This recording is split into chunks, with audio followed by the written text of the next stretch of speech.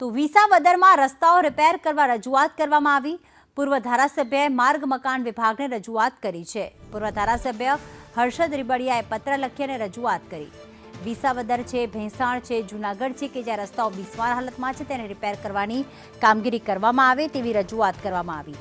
તાત્કાલિક રસ્તાઓનું સમારકામ કરવા રજૂઆત કરવામાં આવી છે।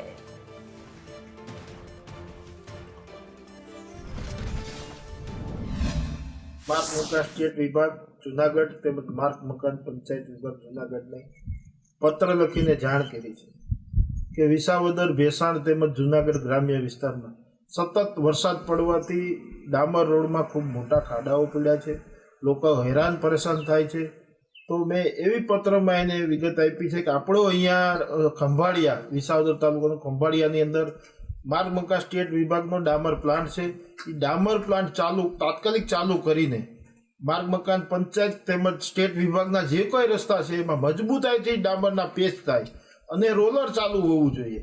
દાખલા તરીકે અત્યારે વરસાદના કારણે કે ચોમાસાના કારણે ડામર રોડના કામ બંધ હોય છે, તો એજન્સીઓ, જે તે રોડના કામ કરતી એજન્સીઓને આદેશ કરીને એના રોલરો ફ્રી પડ્યા હોય છે તેના રોલરો મગાવી અને તમામ રોડ ઉપર મજબૂતાઈથી પેચવર્ક થાય આવી મેં એને રજૂઆત કરી છે।